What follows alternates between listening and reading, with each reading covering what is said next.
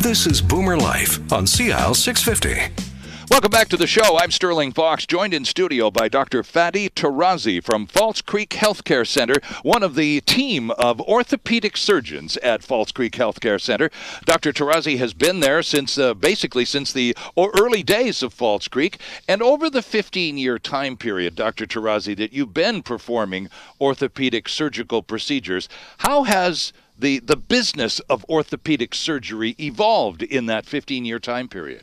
It has changed a lot over the last 15 years because surgery that we used to do through open incisions now have been converted to arthroscopic, where we do just small stab incisions, and we put telescopes and cameras into the joints, and we can do a lot of things through those small stab incisions. Also, the hardware that we've been using, the implants that we're using have changed a lot over the years. They last longer as well, such as a knee replacement. The prostheses have evolved and changed, so they last longer. Okay. The bone anchors that we use in shoulders have also changed. They're stronger. They don't loosen as well. We've converted from metal to plastic anchors as well. Okay. So there has been a lot of changes in technology. And the way we perform those procedures. Okay, now you talked about it, and I'm curious, and this gives me a chance, because we want to talk about Tommy John surgery a little bit here too, but we hear this all the time on the sports. So-and-so twisted his knee in the ball game on Saturday afternoon, so he's going to have his knee scoped. We hear the sports guys say that all the time, and so that is what you've just described, isn't it? It's a small insertion, and you actually put, a fiber optic camera into the knee joint? Yes, we make 3 small holes. They're just a few millimeters holes each, and we put a camera in one of them. We put a water line is in another, water tube, and then the third incision will be the instruments like scissors or anything feeling hook probes to feel things, or we can put suction machines. Okay. And that's how we perform the surgery. We can reconstruct ligaments. We can take away torn pieces of cartilage. Any loose bodies in the knee we can take out through those incisions. Now, we also, obviously, before you go even to that point of these making these 3 small holes, obviously you want to take a picture before you even begin the invasive procedure, however minimal. So what sort of diagnostic tools do you use to capture those images? Yeah, when we first see a patient, the basic test is an X-ray, a plain X-ray. Okay. Because you want to see whether anything has broken, if there's a traumatic injury that started the pain. We want to make sure that there's no arthritis in the joint. So those are things we can evaluate just on a plain X-ray. Do some patients in pain arrive with the X-ray already having been taken? Yes. Okay. Sometimes the family doctor would have taken Sure, the X-ray, yeah. then we can use that X-ray as our baseline. Okay. And then if we are suspecting a cartilage tear or a ligament injury, which cannot be seen on an X-ray, then we have to go to more advanced studies, such as a MRI scan. Okay. Sometimes if we have a fracture, a break in the bone that is, we cannot assess it very well on the X-ray, then we have to get a CAT scan, a CT scan, to evaluate the bony injury. MRI scans are for soft tissue injuries. Right. CAT scans are for bony injuries or abnormalities. And you have the luxury of having all of those pieces of equipment at your disposal at all times at False Creek Healthcare, don't you? Yeah, at all times. Right. And they're available all right away. And colleagues to interpret those images once they're taken. And so you have radiologists and other professionals who will assist you in the diagnostic procedures then, right? Yes. The radiologist will read the images and Sure. relate to us the results. Okay. We can also use ultrasonography, so ultrasounds, especially for shoulders. For rotator cuff tears, shoulder ultrasound is also helpful in some cases. Okay. You hear stories about so-and-so, the famous athlete, had to retire. His career ended because there was nothing left to the knee. Now, what does that mean? Does that mean all of the cartilage that connects the two bones that form around the knee is just shot? It's all gone? Essentially, that's what it is. How does it go away? Well, it's wear and tear. Oh, okay. Mileage in the knee. Really? So over time, especially with repeated injuries, the cartilage gradually becomes thinner and thinner to the point where there's no more cartilage. And when the cartilage is all gone, now you've got bone on bone. And bone-on-bone contact doesn't work. It's too much friction, right, and that results in pain. So how do you, when you've got that situation, when someone comes to you with that degree of deterioration, where you've got that bone-on-bone scenario, clearly the person is going to be in considerable pain, how do you medically alleviate that? So medically, we can use anti-inflammatory medications. Sometimes we use bracing if there is the bone-on-bone is one side of the knee, not both sides. Right. So the brace will transfer the load from the arthritic side to the non-arthritic side. Sometimes we can inject lubricant solutions in the knee joint, but ultimately, the final treatment is the surgical, which is a knee replacement for a knee that has no more cartilage. Okay. You've talked and mentioned the word arthritis a number of times. Now, it's a word that we boomers are uncomfortably and reluctantly getting used to. What is arthritis? So arthritis is a very common condition. Arthritis is basically the gradual wear and tear of the cartilage surface of the knee. So gradual thinning of the cartilage, and that can be a result of wear and tear from sports injuries. Right. So, or it could be after a trauma where the bone in the joint has cracked and the cartilage got injured and had worn out prematurely.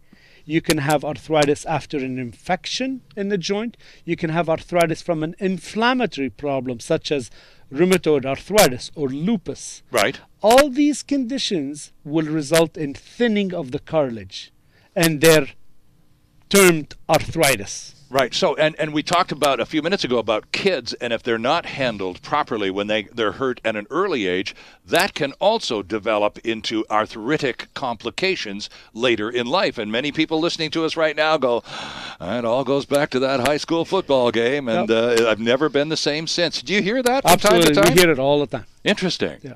And that high school football game was in 1969. Doesn't matter, does it? Unfortunately, you can't go back in time. We have to move forward. So we have to deal with the arthritis as it presents. Okay, and how do you deal with it? So as I said, it's bracing, anti-inflammatory medication, the injections. Sometimes we have to do arthroscopies to clean up any torn areas of cartilage around the knee joint. Right. And those are the treatments available for arthritis. So what is osteoarthritis? How does that differ from garden variety arthritis that you've just talked to us? The garden variety of arthritis is a group of different types of arthritis. Thought so. And okay. Osteoarthritis is one of those types. Okay. Which is the wear and tear type arthritis.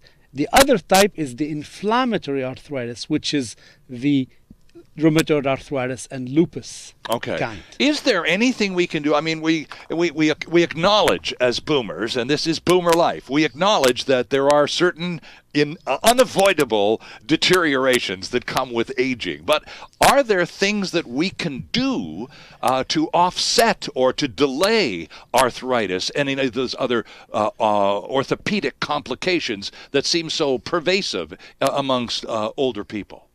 Well, what we always teach people to try and remain healthy. You want to keep the health of your joints, but a good body weight is useful. So if you're overweight, you're putting more load on the joints. Sure, of course. So losing weight to appropriate weight is a good thing for the joints, reducing the load, and healthy diet, and that's all you can do at this point. Right. And some people, unfortunately, maybe it's genetics, but they do get arthritis at an earlier age. Yes. Some individuals never get arthritis. So we don't know, we don't understand why some people are different than others. But there's no such thing as a cure for arthritis. It's not like you can get a prescription, take this for 6 months and you'll be just fine. As of today, we do not have a cure. Oh, interesting. So we just treat it. Exactly. Okay. We try to control the symptoms of arthritis. We are not reversing the arthritis. The arthritis unfortunately continues to progress to the point where the person may need a joint replacement surgery down the road. Is that the inevitable consequence of arthritis in many people, Dr. Tarazi? It ends up with some kind of joint replacement? That's very common, especially in the hips and knees. Is there an age grouping at which joint replacements become, you're at such an age now, and it's pretty typical that people your age are the knee's gonna just wear out, you're gonna need a new one. Is there an age group where that begins to happen normally? Usually we see it more in the 50s and 60s. Okay. Fifth and sixth decades is very, very common, but we try to tell patients to delay it as much as you can, because knee replacements do not last forever. Okay. So they last 15 to 20 years, and then they loosen, and they have to be redone again. So ideally, you want to have one knee replacement in your lifetime, and ideally, you should have that at least in your 70s. So when then is it appropriate to seek medical help? I would imagine you usually begin with the family doctor who says, well, you've got arthritis. You're going to need to see someone. So at what age and what pain level or tolerance level should a typical sufferer of arthritis go, enough already, I've got to get this fixed. I'm not going to live like this for the rest of my life? I think it should start when the individual starts having limitations in their day-to-day life. When they're not able to walk as much as they wish to walk. Okay. They're not able to go up the stairs. I was just going to say, stairs are a real killer, aren't they? Yeah. Huh? That would be a real teller, wouldn't it? Sure. And if somebody's a golfer, and they're not able to golf anymore, and that's their passion, that's the time to consult with an orthopedic surgeon. Okay. And every individual is different. Every individual has different demands. And so, so if you're, for example, let's use the golfer as a good example, because there's a person who has some degree of physical activity in his or her life.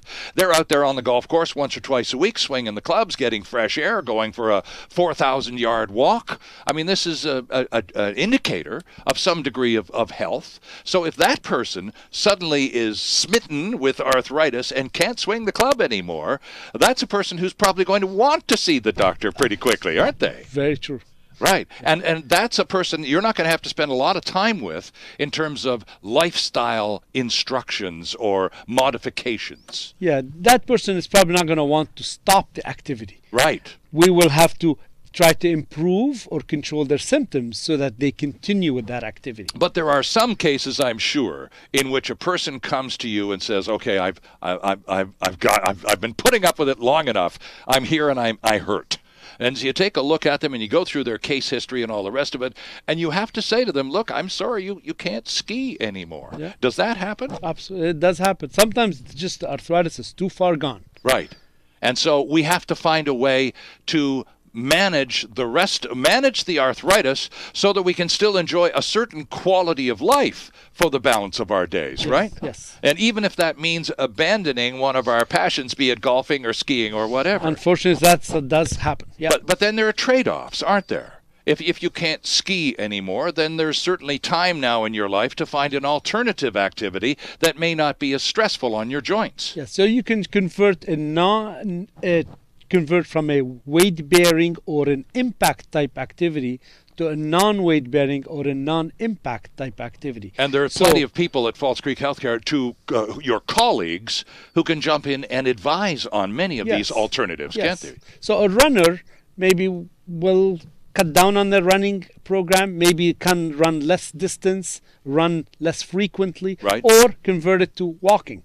Or take on from running, go to cycling, or go to swimming activities to remain fit and active, but in a less impact or less forces that compress the joint. Sure. And I'm glad you brought up running. We need to take a break right now, but when we come back, I want to talk about shin splints and all of those other running ailments, and we'll get a little closer to the elusive Tommy John baseball surgery as well. Our guest from False Creek Healthcare Center, orthopedic surgeon Dr. Fadi Tarazi. I'm Sterling Fox. This is Boomer Life on CIL 650, and we're back with lots more in a minute. Celebrating the baby boomer lifestyle. This is Boomer Life on CIL 650.